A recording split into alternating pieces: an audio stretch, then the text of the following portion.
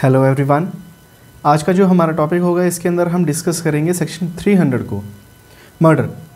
देखिए basically murder जो एक टर्म है ये कम्प्लीटली अपने आप में ही एक सफिशिएंट टर्म है।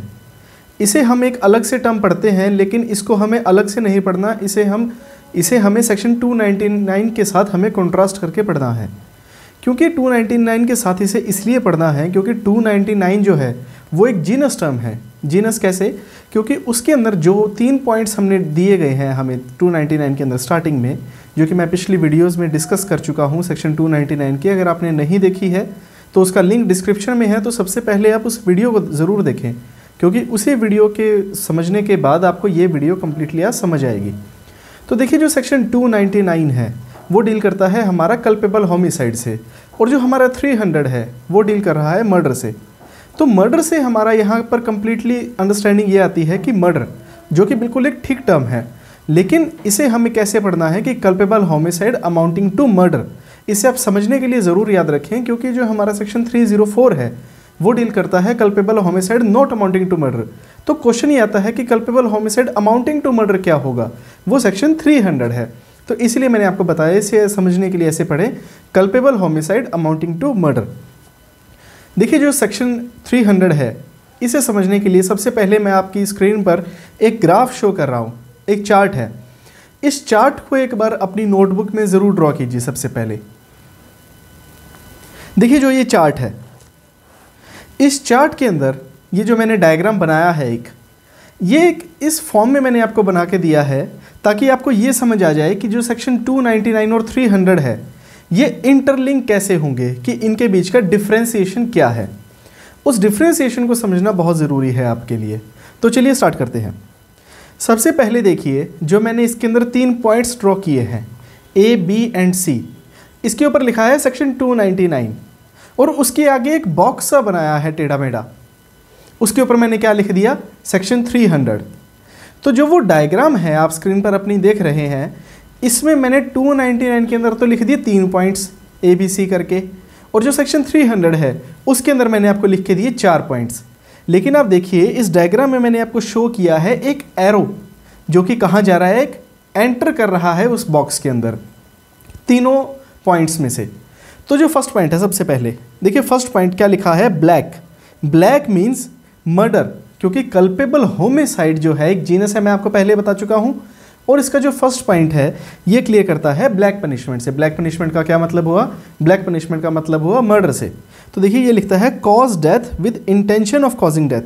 ये हमारी एक बिल्डिंग है, इस बिल्डिंग में जब आप एंटर कर जाएंगे तो इसके अंदर एक और बिल्डिंग है, तो इसके अंदर जो एक और बिल्डिंग है वो डील करती है हमारी सेक्शन 300 से। उसके अंदर क्या है, उस बिल्डिंग में 4 रास्ते हैं।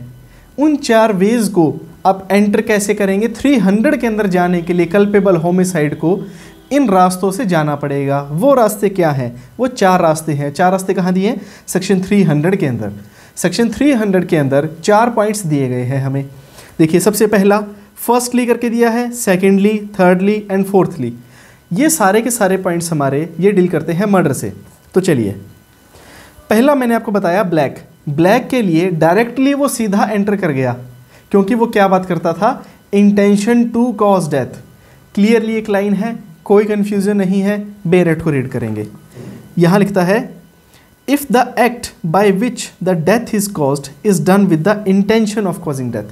सिंपल लाइन, एक लाइन, डायरेक्ट लाइन, कोई कन्फ्यूजन नहीं है। लेकिन इसके ऊपर जो एक लाइन लिखी है उसमें थोड़ा आपको लगेगा कि मैंने वो लाइन छोड़ दी। एक बार पढ़े, accept in the case here in after accepted culpable homicide is. देखिए यहाँ पर एक एक्सेप्शंस की बात कर दी इन्होंने। जो यहाँ पर सेक्शन 300 के अंदर 5 एक्सेप्शंस दी गई हैं, उनके अलावा जो भी होगा वो मर्डर के ये 4 पॉइंट्स के अंदर आ जाएगा। वो जो 5 एक्सेप्शंस हैं वो इसमें नहीं आएंगी। वो 5 एक्सेप्शंस भी आपको बताऊंगा अच्छे से, लेकिन बाद में। सबसे पहले ये 4 पॉइंट समझेंगे हम। इस वीडियो के एंड तक रुके रहिएगा प्लीज़, क्योंकि इसके चारों पॉइंट्स और एक्सेप्शंस आपके लिए समझने बहुत ज़्यादा ज़रूरी हैं।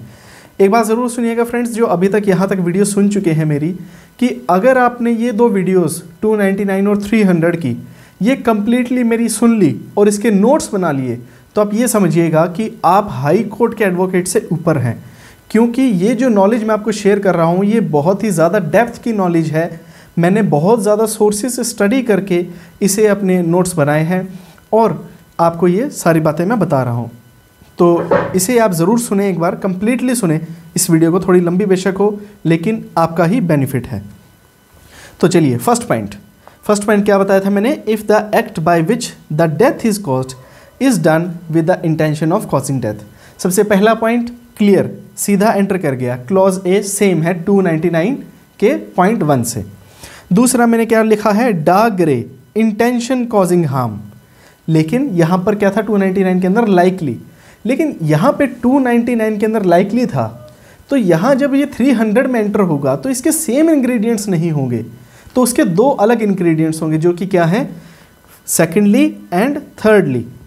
ये दोनों पॉइंट्स जो कि मैंने आपको बता दिया। इसके सबसे सेकंड में क्या लिखा है, सब्जेक्टिव नॉलेज, और थर्ड के अंदर क्या लिखा है, सफिशिएंट टू कॉज डेथ, ये है थर्डली पॉइंट। और उसके बाद आता है फोर्थ पॉइंट। इसका समझने के लिए सेक्शन 300 का मैंने उसके पहले लिखा है सी, लाइट ग्रे। यहाँ पर 299 के अंदर थर्ड पॉइंट जो बात करता है वो करता है नॉलेज की, सिर्फ नॉलेज की वहाँ पर बात करी। लेकिन अगर सिर्फ नॉलेज को अगर आप मर्डर में कन्वर्ट करेंगे तो उसके लिए क्या होना चाहिए, उसके लिए यहाँ पर होना चाहिए इमिनेंट डेंजरस होना चाहिए, वो तभी वो वहाँ पर एंटर करेगा। और उसके अंदर फोर्थली के अंदर एक और इम्पॉर्टेंट पॉइंट लिखा है कि उसके पास कोई रीजनेबल एक्सक्यूज़ नहीं है। इसे जब मैं फोर्थली में आऊँगा तब आपको बताऊँगा। चलिए सबसे पहला फर्स्टली से स्टार्ट करते हैं। फर्स्टली के अंदर बेयर एक्ट की अगर आप रीडिंग लेंगे तो यहाँ पर ये क्लियरली लिखा है, the act by which the death is caused is done with the intention of causing death. कहने का मतलब क्या है, फर्स्ट पॉइंट का सिंपल सी बात है कि अगर आपकी इंटेंशन है किसी पर्सन को मारने की तो वहाँ पर आप डेथ कॉज करते हैं, वो मर्डर के अंदर आएगा। फर्स्ट पॉइंट क्या बोलता है, मर्डर के अंदर आने का क्या कंडीशन है, डायरेक्ट इंटेंशन, ब्लैक इंटेंशन। इसके लिए एक इलस्ट्रेशन दी है, इलस्ट्रेशन 1 जो है वो इसके साथ रीड विद करें। उसके बाद सेकेंडली जो सेकंड पॉइंट है हमारा सेक्शन 300 के अंदर, ये हमारा डील करता है intention but likely to cause death. और वो 300 के अंदर कैसे आया, देखिए सबसे पहले एक बार बेयर एक्ट की रीडिंग देखिए। यहाँ बोलता है, if it is done with the intention of causing such bodily injury as the offender's knows to be likely to cause the death of the person to whom the harm is caused. Second point हमारे यहाँ पर इस बात से clear करेगा कि जो आपकी इंटेंशन है और उसमें नॉलेज है plus likely to cause harm. Likely क्यों आया, क्योंकि उसके अंदर आपकी नॉलेज है। और उसके बाद उसने क्या बोल दिया, causing such bodily harm, such bodily injury as the offender knows. Offender knows, knows का मतलब इंटेंशन। इसके लिए इलस्ट्रेशन जो बी है यहाँ पर क्लियर किया है। देखिए एक एग्जांपल से इसे मैं आपको समझाता हूँ कि ए ने बी को मारना है, एक उसकी इंटेंशन है और उसे नॉलेज है, लेकिन वो क्या करता है, उस बी को ऐसी जगह मारता है कि उसे बॉडीली हार्म ऐसा हो ताकि उसकी वहाँ डेथ हो जाए उस इंजरी की वजह से जो उसे पहले है, जो उसकी बॉडी में हार्म है।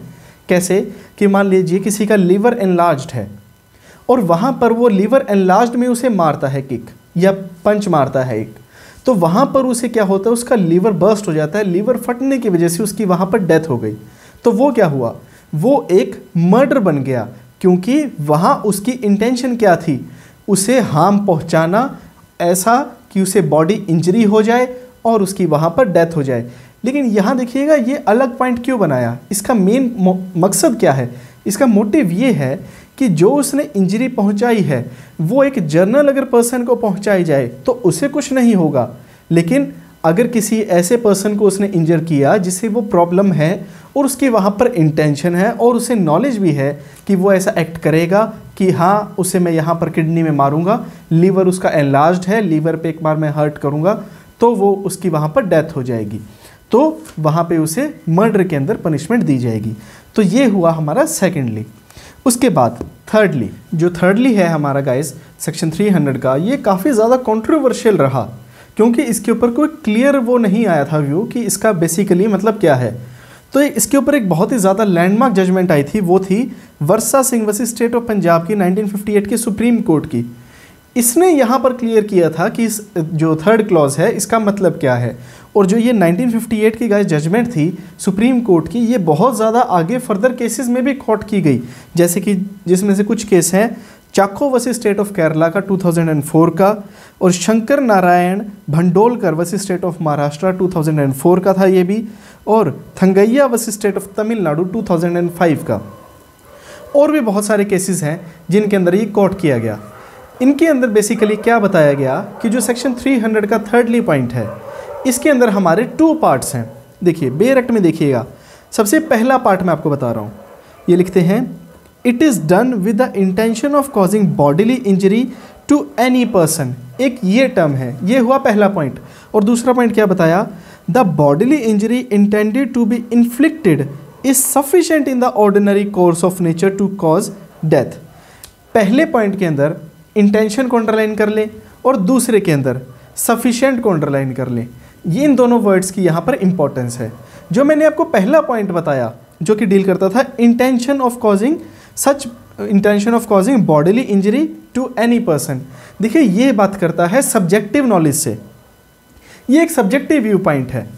और जो दूसरा है सेकेंडली, वो एक ऑब्जेक्टिव व्यू पॉइंट है। ऑब्जेक्टिव व्यू पॉइंट का मतलब क्या हुआ, ऑब्जेक्टिव व्यू पॉइंट का मतलब कि वहाँ पर अगर मास मीडिया में अगर पूछा जाए तो उसको कैसे लेके चलेंगे। इसको एक एग्जांपल से आपको क्लियर करता हूँ। मान लीजिए एक पर्सन दूसरे पर्सन को एक चाकू मारना चाहता है और वो उसके शोल्डर पे मारना चाहता है, लेकिन जैसे ही वो मारने लगता है उसको, वो दूसरा पर्सन मूव कर जाता है और वो चाकू जो वो मारने लगता है ए पर्सन, वो बी की गर्दन पे लगता है और उसकी वहाँ पर एट द स्पॉट डेथ हो जाती है। अगर वहाँ पर ये प्रूव हो गया कि ए ने इंटेंशनली वहाँ पर उसकी गर्दन पर ही चाकू मारा है तो वो मर्डर हो जाएगा। लेकिन अगर ये प्रूव नहीं, अगर वो ये प्ली लेता है, अगर ये प्रूव कर देता है कि वहाँ उसने इंटेंशनली वहाँ पर गर्दन पर नहीं मारा, शोल्डर पर मारा था, तो वो वहाँ नहीं आता। लेकिन अगर यहाँ पर ये मैंने जो पहली बात बताई, अगर प्रूव हो गया कि उसने वो चाकू गर्दन पर मारा था, तो वो क्या हुआ, सब्जेक्टिव व्यू पॉइंट। और ऑब्जेक्टिव क्या हुआ, फिर कोर्ट एक ऑर्डिनरी प्रूडेंट मैन, एक लेमैन की लैंग्वेज से, एक लेमैन से ये पूछेगी उस सिचुएशन को दिखा के कि आपको क्या लगता है कि यहाँ पर जो ये ए ने एक्ट किया है, क्या वो इंटेंशनली था या वो एक्सीडेंटल था। तो अगर वहाँ पर लेमैन, वहाँ पे जनरल पब्लिक के व्यू से ये सामने आता है कि वो एक इंटेंशनल एक्ट था, वो जानबूझकर मारा गया चाकू है, तो वहाँ पर उसे मर्डर के अंदर कन्विक्ट किया जाएगा।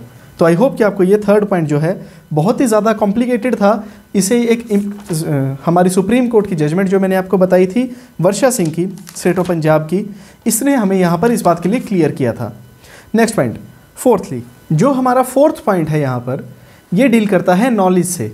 देखिए बेयर एक्ट रीड करेंगे, if the person commits the act knows that it is so imminently dangerous that it must in all probability cause death of such bodily injury as is likely to cause death। ये हुआ इसका एक part. इसके आगे का हुआ ये plus, ये एंड लिखा है, एंड मीन्स इसके साथ पढ़ा जाएगा ये, and commits such act without any excuse for incurring the risk of causing death of such injury as aforesaid. देखिए बेसिकली यहाँ पर जो फोर्थली पॉइंट है, जो फोर्थ पॉइंट है, ये डील करता है कि अगर एक पर्सन को इमिनेंट नॉलेज है, कि उसे नॉलेज है कि वो जो ये एक्ट कर रहा है ये डेंजरस है दूसरे पर्सन की लाइफ के लिए, और उसके पास वहाँ पर उसके लिए कोई रीज़न नहीं है कि वो क्यों कर रहा है ये एक्ट, कि कोई एक्सक्यूज़ ना हो रीज़नेबल, तो वहाँ पर उसे मर्डर के अंदर कन्विक्ट किया जाएगा। इसके एक एग्जांपल से मैं आपको क्लियर करता हूँ कि मान लीजिए एक पर्सन एक गन परचेज़ करता है और वो अपने बिल्डिंग की टेरेस पर जाके फायर चेक करता है, इसकी रेंज चेक करता है। तो जैसे ही वो रेंज चेक करता है उसकी, वो जैसे फायर करता है तो वो किसी थर्ड पर्सन के जाके हिट करती है और उसकी डेथ हो जाती है पर्सन की। तो वहाँ पर उसे नॉलेज थी कि वो जो एक्ट कर रहा है उससे किसी की डेथ हो सकती है, लेकिन वहाँ पर उसके पास कोई उसका रीज़नेबल एक्सक्यूज़ नहीं था कि वो ये एक्ट क्यों कर रहा है, वहाँ पर क्यों कर रहा था। क्योंकि गन चलाना कोई फूल माला नहीं डाल रहा है वो, कि यहाँ पर जैसे भी कोई एक्ट करेगा वो ओके भाई कोई बात नहीं, क्या हुआ फिर अगर गन चला दी तो, नहीं, ये बहुत ही ज़्यादा डेंजरस ऑफेंसेस होते हैं, तो इससे बहुत ही ज़्यादा सीरियसली लिया जाता है। तो गाइज़ यहाँ से हमारे ये होते हैं 4 पॉइंट्स कंप्लीट। अब हम डिस्कस करेंगे इसकी 5 एक्सेप्शंस को। पहली जो हमारी एक्सेप्शन है इसके अंदर वो बात करती है हमारी कि when culpable homicide is not murder, इसमें हमारा क्या डिस्कस होता है कि जो ग्रेव एंड सडन प्रोवोकेशन होते हैं। देखिए ग्रेव एंड सडन प्रोवोकेशन से यहाँ पर क्या मतलब है कि जहाँ पर आपकी कोई भी प्लानिंग नहीं होती है, एक सडनली कोई एक्ट होता है या फिर किसी ने सडनली आपको वो प्रोवोक कर दिया, इतना उकसा दिया कि आपने उसे एक्ट कर दिया, कि आपने इतना बड़ा एक्ट कर दिया कि उसकी डेथ हो गई, तो वहाँ पर आपको मर्डर की पनिशमेंट नहीं मिलेगी। लेकिन कहाँ जाएंगे आप? 304 में, जो कि मैंने आपको चार्ट में क्लियरली बताया है। क्या कि उसके अंदर 5 रास्ते हैं उसे निकलने के लिए, 5 वेज हैं। जब वो 302 के अंदर एंटर कर जाएगा, तो जब वो 302 के अंदर एंटर कर जाएगा तो उसमें से निकलने के 5 रास्ते हैं। उसमें से एक रास्ता है ये वाला, जिसमें से कि सडन एंड ग्रेव प्रोवोकेशन की बात करते हैं। बेरेक्ट अगर हम रीड करें तो ये बोलता है culpable homicide is not murder if the offender whilst deprive of the power of self control by grave and sudden provocation. देखिए इस बात को अंडरलाइन कर ले, ग्रेव एंड सडन प्रोवोकेशन को, causes the death of the person who gave the provocation or causes the death of any other person by mistake or accident. By mistake and accident, ये बात यहाँ पर clear करती है कि आपकी वहाँ पर उसे मारने की इंटेंशन नहीं थी, आपकी कोई प्रिपरेशन नहीं थी, आपका कोई मोटिव नहीं था। तो ये बात हमारी यहाँ पर क्लियर करती है। लेकिन यहाँ पर जो ये हमारी ऊपर बात करी गई है, इसके भी कुछ एक्सेप्शंस है। 3 एक्सेप्शंस हमें दी हैं। देखिए जो सबसे पहली एक्सेप्शन है वो ये है कि आपने उसे खुद प्रोवोक ना किया हो। सबसे पहले कहने का मतलब क्या हुआ कि आपने उसे प्रोवोक किया, फिर उसने आपको प्रोवोक किया, तब आपने उसकी डेथ कॉज कर दी। वो नहीं होना चाहिए। यहाँ पर जो भी एक्ट होगा 300 से निकलने के लिए, वो तभी इसमें आएगा जब सिर्फ उसी ने आपको प्रोवोक किया है। अगर बी पर्सन ने ही ए को प्रोवोक किया है सिर्फ, तभी वो ए बी का मर्डर कर सकता है। अगर उसने कर दिया तो उसे यहाँ पर एक्सेप्शन मिलेगी।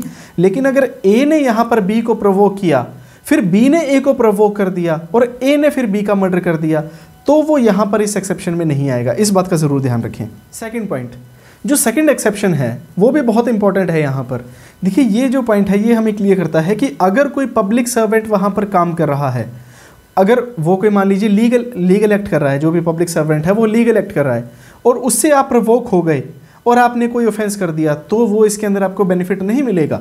आप उस एक्सेप्शन में नहीं आएंगे। मान लीजिए पुलिस वाले आपको पकड़ने आए, तो आप उससे गुस्से हो गए कि मेरे को क्यों पकड़ रहे हो, ये है वो है, और आपने उसका मर्डर कर दिया पुलिस वाले का, तो वहाँ आपको इसका बेनिफिट नहीं होगा कि आप ये नहीं कह सकते कि पुलिस वाले ने मुझे प्रोवोक किया था। नहीं, वो यहाँ पर नहीं आएगा। फिर थर्डली के अंदर जो बात आती है हमारी, वो ये बोलता है provocation is not given by anything done in the lawful exercise of the right of private defence. Private defence वाली जो ये बात है ये फर्स्ट से मिलती जुलती है। देखिए वहाँ पर क्या बात करी, प्रोवोकेशन वैसा वर्सा नहीं होना चाहिए। यहाँ पर प्राइवेट डिफेंस का प्राइवेट डिफेंस नहीं होना चाहिए।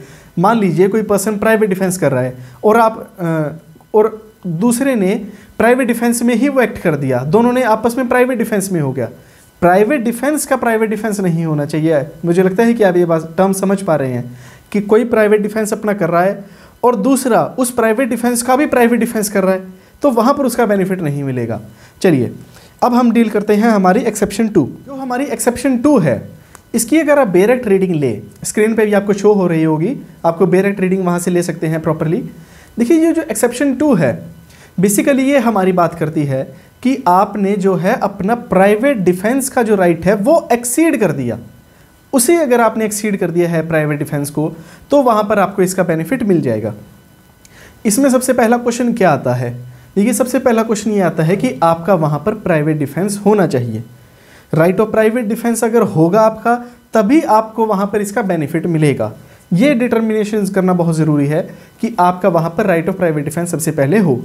इसको एक एग्जांपल से मैं आपको समझाता हूँ कि मान लीजिए कोई ए और बी पर्सन है, हस्बैंड वाइफ हैं, उन्होंने कोई लैंड एक्वायर कर रखी है, मान लीजिए एक्वायर नहीं, कोई रेंट पर है, लैंड रेंट पर है, उन्होंने फसल उगा रखी है और जो सी पर्सन है उसको उन्होंने रेंट नहीं दिया।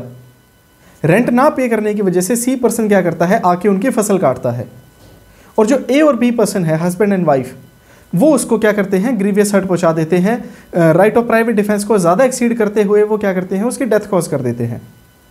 देखिए वहाँ उनका राइट ऑफ प्राइवेट डिफेंस है क्योंकि उनका उस लैंड पर राइट है, क्योंकि उनकी वहाँ पर पोजेशन है। तो वहाँ पर जो उन्होंने राइट एक्सीड किया है तो उसको उनको वहाँ पर जो है हस्बैंड वाइफ को यहाँ पर इस एक्सेप्शन के अंदर फॉल करेंगे। उन्हें बेशक 300 के अंदर पनिशमेंट ना मिले, लेकिन 299 के जो है थर्ड और फोर्थ क्लोज के अंदर, जो कि हमारा 304 बात करता है, उसके अंदर उन्हें उसकी पनिशमेंट दी जा सकती है। तो चलिए अगला exception, exception number 3। Exception number 3 जो बात करता है वो बात करता है पब्लिक सर्वेंट की। पब्लिक सर्वेंट से हमारा यहाँ पर क्या मतलब है कि देखिए, जो कोई पब्लिक सर्वेंट है, अगर वो, देखिए यहाँ पर दो बंदों की बात करी गई है, दो चीज़ों की बात है। एक तो सबसे पहला पब्लिक सर्वेंट, और दूसरा कि भाई जो एक्ट कर रहा है पब्लिक सर्वेंट की तरह। दो चीज़ें हैं, एक तो पब्लिक सर्वेंट होता है और दूसरा कौन होता है, जिसे कि गवर्नमेंट ने पावर दी है एक पब्लिक सर्वेंट की तरह वो काम कर सके। तो थर्डली हमारा इसी बात से बात करता है थर्ड एक्सेप्शन, कि अगर किसी के पास पावर है कि वो एक पब्लिक राइट को प्रोटेक्ट करने के लिए अपनी पावर को यूज़ करे, लेकिन अगर वो अपनी पावर को यूज़ करता है किस लिए, कि पब्लिक का राइट ही बचाने के लिए, अपना पर्सनल बेनिफिट वहाँ पर नहीं होना चाहिए, पब्लिक का राइट बचाने के लिए अगर वो अपनी पावर को एक्सीड करता है और वहाँ पर किसी की डेथ कॉज कर देता है, तो वहाँ पर उसे उसका बेनिफिट मिलेगा और वो 300 के अंदर फॉल नहीं करेगा। वो कहाँ चला जाएगा, 300 से निकल कर 299 के अंदर। 299 मतलब क्या हुआ, 304। तो चलिए फोर्थली जो हमारी एक्सेप्शन 4 है, बेसिकली ये डील करती है, एक बार डायरेक्ट रीड करेंगे। Culpable homicide is not murder if it is committed without premeditation in a sudden fight in the heat of passion upon a sudden quarrel and without the offender having taken undue advantage or acted in a cruel or unusual manner. ये हमारा बहुत ही एक important exception आता है, इसको ध्यान से समझना। देखिए ये जो एक्सेप्शन है ये हमें इस बात से क्लियर करता है कि अगर मान लीजिए कोई सडन फाइट हुई दो पर्सन के बीच में, जिसके लिए कि एक प्री प्लानिंग नहीं है, जिसके लिए कौन सा वर्ड यूज़ किया गया है, विदाउट प्रीमीडिएशन। विदाउट प्रीमीडिएशन इसका मतलब क्या हुआ कि पहले से भी कोई प्लानिंग नहीं थी, तो वहाँ पर एक सडन फाइट हुई, दो पर्सन के मिले, उनके आपस में वर्डिंग स्टार्ट हुई। देखिए जो भी सडन फाइट्स होती हैं कभी भी एकदम से स्टार्ट नहीं होती हैं, वो उसके लिए पहले क्या होता है, एक वर्ड टू वर्ड कम्युनिकेशन होता है। वर्ड टू वर्ड कम्युनिकेशन कितना हो जाता है कि वो इस लेवल तक पहुँच जाता है कि दोनों में गर्मा गर्मी बात होती है। फिर वो दोनों गर्मा गर्मी बात करते करते क्या करते हैं, फाइट करना शुरू कर देते हैं, और उस फाइट के अंदर किसी एक दूसरे पर्सन की डेथ हो जाती है, दोनों में से किसी एक की, तो वहाँ पर वो क्या होगा, culpable homicide not amounting to murder के अंदर वो कवर हो जाएगा। तो इसके अंदर समझने की बात सबसे पहले क्या है कि एक तो डेथ कॉज होनी जरूरी है, और दूसरा सडन क्वेरल होना जरूरी है कि वो हीट ऑफ पैशन के अंदर हो, तीसरी बात, और वो सडन फाइट हो, और वो क्या हो, एक क्रूअल मैनर के अंदर ना हो, without the offender having acting in a cruel और अनयूजुअल मैनर ना हो। ये जो मैंने पॉइंट्स आपको बताए हैं 5 पॉइंट्स, इसके लिए केस हुआ था Prakash Chand versus state of Himachal Pradesh, 2004 supreme court का केस है। इस केस के अंदर हमारे इन चारों पॉइंट्स को क्लियर किया गया था। तो देखिए यहाँ से मैंने आपको एक बात तो बता दी कि यहाँ पर उन्होंने एक एक्ट किया दोनों ने मिलकर, और एक ने दूसरे की डेथ कॉज कर दी और वहाँ पर उसकी डेथ हो गई, तो उसे वहाँ पर उसका बेनिफिट मिलेगा। लेकिन इसके अंदर एक मेन पॉइंट क्या आता है, मान लीजिए एक एग्जाम्पल से समझाता हूँ। ए और बी पर्सन की फाइट हुई, ए और बी पर्सन की फाइट के अंदर क्या हुआ, ए ने भी लाठी उठा ली, बी ने क्या करा, तलवार उठा ली। तो ए और बी ने क्या हुआ, एक ने लाठी उठा ली, एक ने तलवार। जो ऑब्वियसली तलवार वाला है वो तो उसकी डेथ कॉज कर ही देगा, लाठी से वो तो तलवार से काट देगा उसकी लाठी को। तो वहाँ पर क्या हुआ, वहाँ पर उसका बेनिफिट नहीं मिलेगा। तो यहाँ पर उससे पॉइंट क्या निकलता है, उसका ये पॉइंट निकलता है कि जो ये एक्सेप्शन 4 है इसके अंदर इक्विवेलेंट वैल्यू होनी चाहिए दोनों की। इक्विवेलेंट का मतलब कि दोनों का बराबर पक्ष होना चाहिए। एक अगर लाठी ले रहा है तो दूसरे के पास भी लाठी ही होनी चाहिए, एक अगर तलवार ले रहा है दूसरे के पास भी तलवार होनी चाहिए, और वो एक सडन फाइट होनी चाहिए और हीट ऑफ द मूवमेंट के अंदर हो, तभी वहाँ पर उसको इसका एक एक्सेप्शन मिलेगा। लास्ट एक्सेप्शन, एक्सेप्शन 5, ये डील करती है कि भाई किसी ने अपनी कंसेंट दे दी डेथ कॉज करने के लिए। इसको एक बार रीड करते हैं। Culpable homicide is not murder when the person whose death is caused being above the age of 18 years suffer death or takes the risk of death with his own consent. इसका क्या मतलब हुआ, देखिए यहाँ पर ये एक्सेप्शन जो डाली है इसका मतलब ये है कि अगर कोई पर्सन जो 18 ईयर्स अबव है अगर वो अपनी कंसेंट यहाँ पर देता है, तो वहाँ पर उस पर्सन ने जिसने उसकी डेथ कॉज करी है तो उसको वहाँ पर उसका बेनिफिट मिलेगा, और उसे 300 के अंदर पनिश ना करके किस में कर देंगे, 304 में। इसका एक बहुत इंटरेस्टिंग केस हुआ था, मैं आपको बताता हूँ, बहुत ही अच्छा केस है। वो क्या हुआ उस केस में कि एक हस्बैंड एंड वाइफ थे। पुराने टाइम पे शादी जल्दी हो जाती थी, तो एक यंग लड़का था और एक लड़की थी। या जो लड़का था वो 10th में 2 बार फेल हो चुका था, उसकी शादी हो चुकी थी, 10th में 2 बार फेल हो चुका था। उसके फादर ने ये बोला लड़के के कि अगर तुम यहाँ पर अब पास नहीं हुए थर्ड टाइम तो मैं तुम्हें और तुम्हारी वाइफ को दोनों को घर से बाहर निकाल दूंगा और तुम अपना पालन पोषण खुद करना। लेकिन अनफॉर्चुनेटली वो लड़का तीसरी बार भी फेल हो गया। जब वो तीसरी बार फेल हो गया तो उसने सुसाइड कमिट करने की सोची। दोनों मियाँ बीवी आपस में बैठे, काफ़ी बात हुई उनके में आपस में। तो उस लड़की ने बोला कि मैं आपके बिना जी के क्या करूँगी, मुझे भी मार दो, आप पहले मुझे मार दो फिर खुद मर जाना। तो वो लड़का क्या करता है, वो उस लड़की की कंसेंट को मान लेता है और उस लड़की की डेथ कॉज कर देता है। लेकिन अनफॉर्चुनेटली जब वो लड़का खुद मरने जाता है, वो बच जाता है, तो वहाँ पर उसका केस हुआ। उस केस का नाम लिखिए, Dashrath Paswan versus state of Bihar का। Dashrath Paswan versus state of Bihar 1958 का है ये, पटना हाई कोर्ट का केस है। देखिए इस केस में उस लड़के को बेनिफिट दिया गया इस बात का कि वहाँ पर उस लड़की ने कंसेंट करी थी। क्यों बेनिफिट दिया? क्योंकि वो जो लड़की थी वो 18 साल से ऊपर थी, इसीलिए उसको यहाँ पर 5th एक्सेप्शन का बेनिफिट दे दिया गया। तो गाइज आई होप कि आपको यहाँ से सेक्शन 300 जो है इन कंटेक्स्ट ऑफ 299 जो मैंने आपको ग्राफ दिखाया था सबसे पहले, उस ग्राफ को ज़रूर आप एक बार ड्रॉ कर लें। वो एक क्रक्स है।